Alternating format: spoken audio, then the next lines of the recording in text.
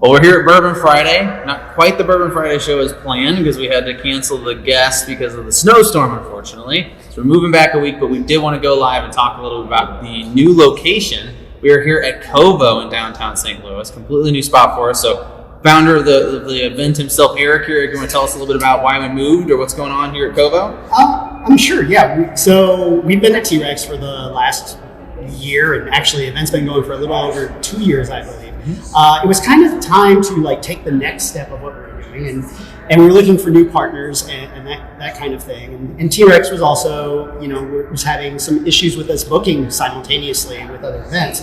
So we were looking for new partners, and it just happened to work out that Kovo could come and take us here. And Kovo is a great space if you haven't been here.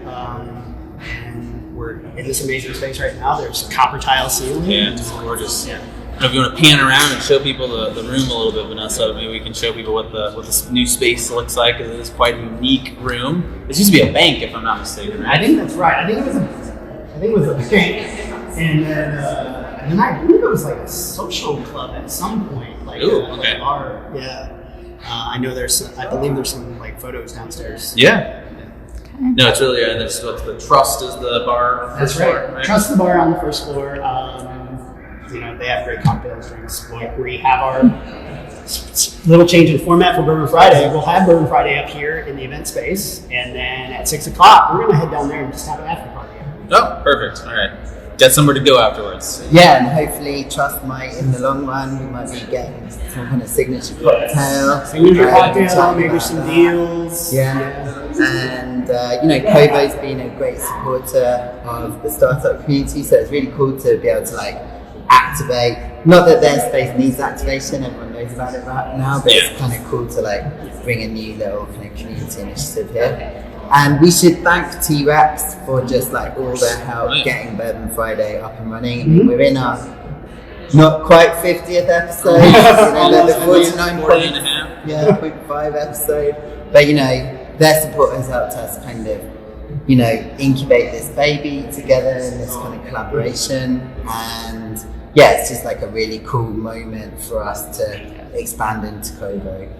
Cool. Yeah, and I will say, especially on Kovo's part, this had to happen quite quickly, and we got this done very rapidly, and it would have been a mess otherwise. They were so supportive and so ready to go, and just instantly helping us and helped us set up tonight.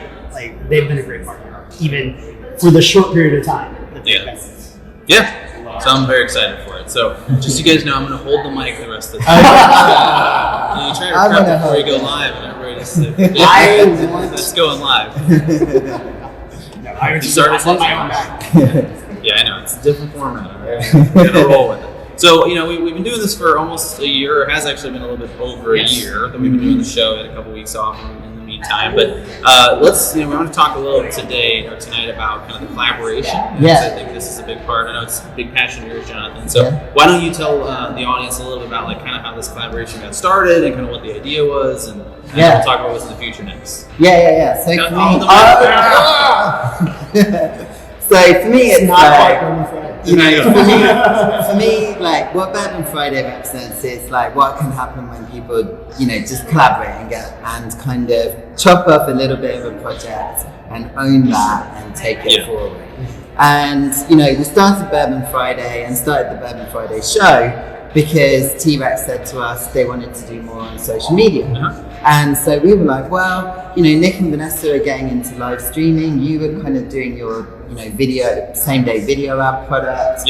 And then, Erik was already sort of informally hosting a Bourbon Friday event. So we thought, well, we've got the EQ channel to promote it on. We've got the live stream team and we've got the event. Let's just roll it all up into one kind of formal thing.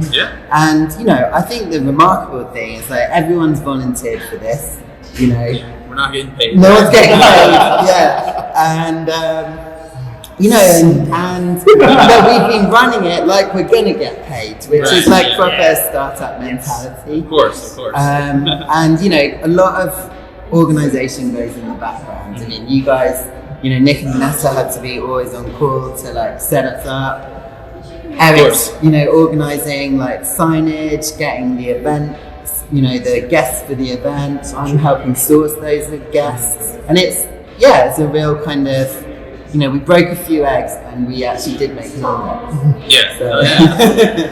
So I think, one of the things we talked about when we first did this is this being kind of a format or a model that other startups can pursue, right? Yeah. So I guess, why do you think a lot of business founders are reluctant to do this kind of collaboration with other startups? And you guys can both kind of answer that. I mean, I'll definitely speak to that. I mean, the first thing is you have to be quite strict with each other, so we've had to completely grow as like friends and business collaborators, and that means like holding each other to account. That can get tough sometimes, and I think that's always every new initiative. It's kind of, if you haven't stepped into that kind of leadership mode of holding people accountable, that's a kind of difficult structure to work out. Sure.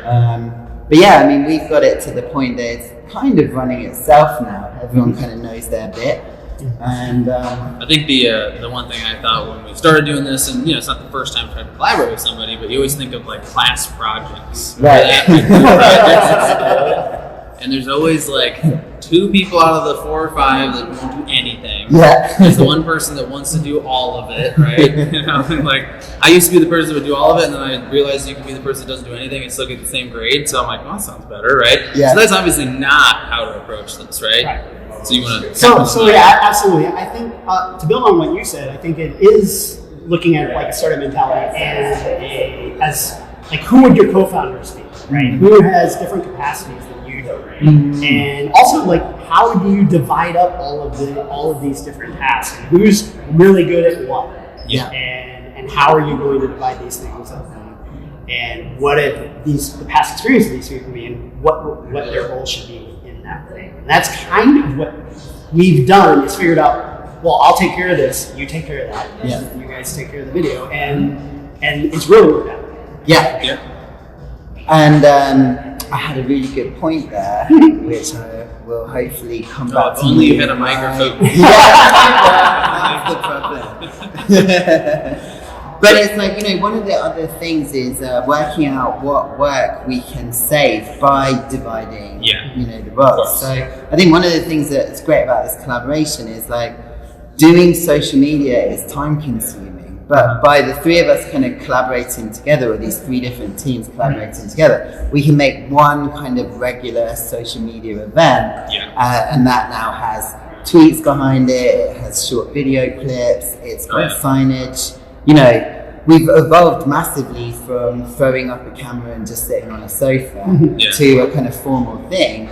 And, I think the really amazing thing is how many people say that they've watched an episode and asked to be on the show. I know. Yeah, and I also think, to that end, I think we end up learning from each other. Certainly I learned a lot from you guys about social and video, especially for social, and started integrating that more in my own business. And then the things that I'm good at, it's like I want to be able to bring, elevate the creative and the brand as much as I can, because that's my background for branding, and my background also is an event. So I want to be able to elevate that as well. And, I'll just add to that too, which is like, EQ right now is a primarily written format. And being able to collaborate with you guys to produce video has allowed EQ to kind of experiment in this area and learn things from it. And it's like, I can imagine a world in which we have more live streams, in 2019. And we're getting things like metrics, how many people are watching, how many views it gets, how easy is it to chunk videos into social promotion. We've just learned tons. Yeah, absolutely. And I think that's where, from my perspective, for people that are trying to implement this kind of collaboration model, I think content marketing is the future of marketing, it's the present of marketing, it's where things are going, but it's challenging. You're talking about social media content, it's hard work, it takes a lot of work to make it. And I think if you can find other businesses that have a similar audience, right? You combine all of your audiences, right? So you're getting each other in front of those new people. And as long as the content makes sense for each of your companies, then you might as well share them, right? Yeah. Because you're getting that promotion, you're getting in front of the right people. Exactly. And for me, it's plays very much into the EQ vision. It's like, why do we all have to say all of this stuff on our own, on our own channels? If we're all saying roughly the same thing and trying to reach the same people. So this has been an amazing experiment, and it couldn't have been done without the commitment of Erik, Nick, Vanessa behind the camera, and all the collaborators who helped us get it off the ground. So Christian Johnson, T-Rex, Woods Hat, they threw their weight behind us and kind of created some amazing episodes. Well, they was our biggest episode still. They pushed it out for us because they were happy with the content. That's what we really want. Yeah.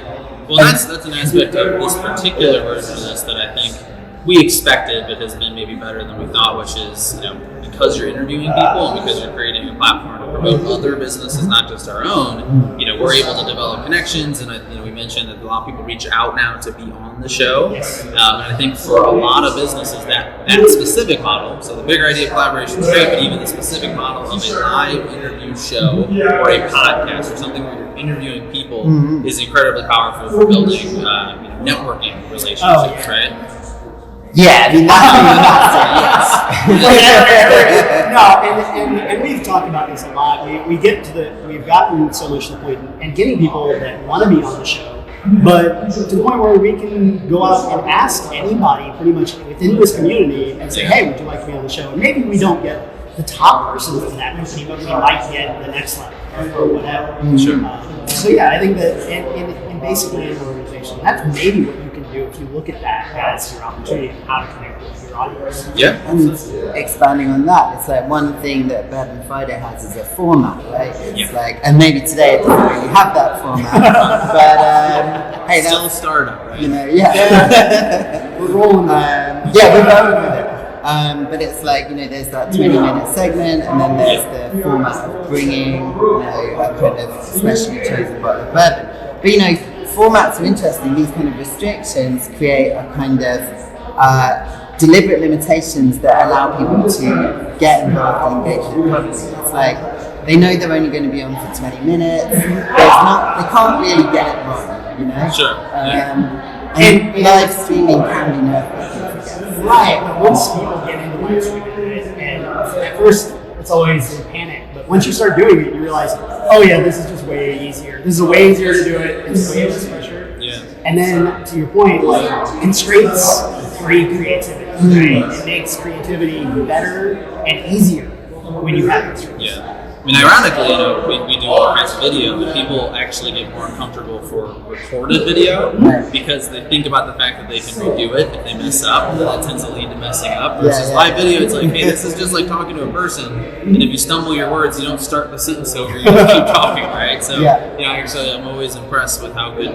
people are on live video. So I think that's a great aspect of it. One thing I wanted to ask you about is you mentioned potentially having other live streams through EQ. So I don't know if you want to talk about this in public, but are you open to having other people might be interested in creating their own show or content ideas? 100%. Yeah, I mean, the thing is live streaming is a great way to get personalities out, show the personalities in the ecosystem. The other thing is the sort of candid nature of a live stream just means people tend to say kind of interesting, off-the-cuff things. And that's always difficult to surface just through, a press release or writing. Sure. And that's why I'm now a big proponent of videos. You can just find out so much more in a short space of time. Cool. Right. I like it. And then also to that point, that live video makes it that big piece of content is done in 20 minutes or however long it is. That you then take down and you break it down into individual tweets, posts, videos, still images, all of it. It just makes that part the actual main asset. Gathering it's instantly. Yeah. In terms of producing content, it's probably a fifth the cost of making pre-record. I mean, if you had to pre-record all the segments, and it's probably way. And there's just moments of brilliance. I mean, I'm thinking there's an episode where Luke Babbage kind of just said some really amazing stuff that I've ended up kind of using that in other articles. But so, what we've achieved on episode 49.5 is that, we've got the structure now. We know how to deliver this. if there's other people who want to build shows through EQ, spotlight different topics, like reach out to any one of us. Sure. Because we'd like to do more. So maybe we got a couple more minutes. I don't know if we had an end point on this, but we're shooting for about 20 minutes like normal, right? Jonathan, tell us a little bit about what is EQ doing as we move forward? Because I know you're kind of launching almost a new platform. Tell us about that. So 2019 we're launching the EQ Community Network. So it's going to be a membership product. That inside of that, there's going to be all kinds of functionality to help you request editorial briefings, so you can tell us your news. You can set up a live stream show, like nominate yourself to do that. There's the ability to host training courses, so you can teach people about stuff like how to live stream or how to do Google Analytics or whatever it is. So it's basically building out like that community side of the network and starting to showcase all the talent, and now have that talent be able to kind of teach people. And we're going to launch it on April the 15th. EQ Leadership Labs at MDMC. MDMC have given us 1 day ahead of their event at Union Station, so we're hosting our first 1-day conference. And I'll tell you, it's being built very much the same way as Bourbon Friday. It's a lot of volunteers taking control of a track on the agenda, sourcing the speakers, and we've got some really good keynotes which we'll tease soon, and really good topics. We're going to be covering like sales and growth. One of the big things that's come out of my sort of tenure on EQ is mindful leadership. Like, people really want to talk about this. It's not a woo subject anymore. It's like, how do we lead? How do we collaborate? How do we get the best out of each other? How do we not be bad bosses? And then the other thing that the EQ Leadership Labs event is going to do is just serve as a kind of wayfinding opportunity for a lot of people whose first touch with the ecosystem. How to, find the right, accelerators, and just how to get involved. Well, I think we have a couple minutes. We can go into a couple more things. Eric, do you want to tell us a little about what we expect to see from the Bourbon Friday event moving forward? Kind of a vision. Sure. So I think moving forward, we're going to really start making the actual show more integrated with the event. Like, make it a real show for the people. We're also sort of moving this out where it was a little bit more informal at T-Rex. I mean, we're going to have the tastings, we're going to have them here, but also we want to make sure that we are respecting trust downstairs, and we want to go down to trust and hang out afterwards. So that just lets everybody just come and go as they please, which has been a big thing for us. It's always been, like, this event is really wanting to make it as inclusive as possible. A lot of drop in, drop out. Just come in, you have a couple drinks, you talk to people, you meet some people, and that's just a great thing. And I'll piggyback off that again, which is, this drop in, drop out. Like, as we were kind of incubating the show, we had to kind of keep things relatively locked down. But now the Bourbon Friday event is going to be come one, come all. And we're also on EQ going to be doing a bunch of drop in, drop out events at Venture Cafe. So next Thursday is going to be our first leadership dojo, and that's going to be hosted by Dixie and Phillips and Return to Your Power, who were on this show. And they were behind us at some point. And we met them at COVID when they did their brain training event here. So they're collaborating with EQ to do a regular week, every 2 weeks, event at Venture Cafe. Once a month in the dojo. And then a second event at Venture Cafe, which is going to be the EQ Town Hall. So that's where I'm just looking for people who read EQ or don't even read EQ, but want to kind of come and find out, try and influence like what we talk about, tell us what they want to see covered more, just kind of get into a sort of, we want to create a participatory media environment. Cool, I like it. Are you going to live stream all of this, I hope? We'll see, All right, very cool. Well, Well, I think we should probably wrap it up. We've been going for about 20 minutes or so. To finish things off, I know you brought a special bourbon that has a special kind of meaning amongst the Bourbon Friday event. Do you want to mention that briefly? Sure. So we brought Maker's Mark 46, or Maker's 46 rather. And like the people that really know about this is the inspiration. The inspiration for this event came from some people at T-Rex, like hanging out and drinking a bottle of Maker's 46. The actual owner of that bottle is a member of Bourbon. No way. Yeah, John is a member of Bourbon, so he's under here. So that was sort of the inspiration behind this. So we sort of talked about how that was amazing, that conversation, just hanging out and having that moment was great. Like, that's what we're trying to capture here every week. And I just wanted to say, all right, if we're taking the next step in the next chapter, it seems fitting that we bring that. Yeah, I love it. Tying it all back together. Cool. So, yeah. And you managed to done 50 episodes. Right. At some point, there's not going to be enough bourbon. Yeah. I can go back to a bottle, the same bottle. I don't think Jonathan realized how many new bourbons are made every year. That is true. There's a lot of new. Yeah, there's a lot of options. I think we have plenty, unlimited episodes.